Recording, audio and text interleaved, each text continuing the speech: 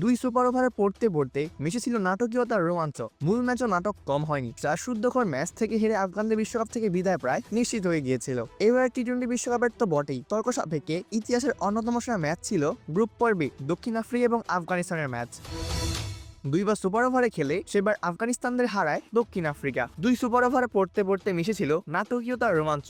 মূল ম্যাচও নাটকীয়তা কম হয়নি। শ্বাসরুদ্ধকর ম্যাচ হেরে আফগানদের বিশ্বকাপ থেকে বিদায় প্রায় নিশ্চিত হয়ে গিয়েছিল। সেই ম্যাচে প্রোটিয়াদের হারিয়ে দিতে পারলে সুপার 8 খেলার সুযোগ থাকতো আফগানদের সামনে। পরের দুই ম্যাচ জিতলো, তাই গ্রুপ পর্ব থেকেই বিদায় নিচ্ছে আফগানিস্তান। কানাডাকে 82 রানে হারিয়ে দক্ষিণ আফ্রিকার ম্যাচ নিয়ে কষ্টের কথা জানালেন আফগান অধিনায়ক রাশিদ খান। ম্যাচ পরবর্তী পুরস্কার বিতরণী অনুষ্ঠানে রাশিদ বলেছেন, আমরা ভালোভাবেই প্রস্তুত হয়ে এসেছিলাম, কিছু অবিশ্বাস্য ক্রিকেটও খেলেছি। দক্ষিণ আফ্রিকার বিপক্ষে ম্যাচটি হারা আসলে সবাইকে অনেক কষ্ট দিয়েছে। আমাদের প্রথম দুই ম্যাচের মধ্যে একটিতেই জিততে হতো এবং তখন দেখতে পারতাম টুর্নামেন্টটা কিভাবে আগায়।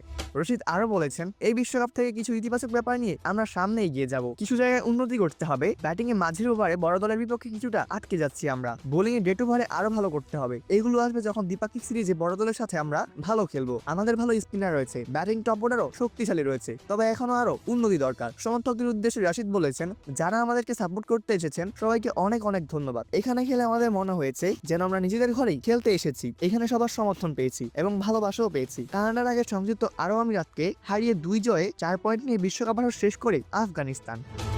অপূর্ব দাস, প্লেভাস নিউজ।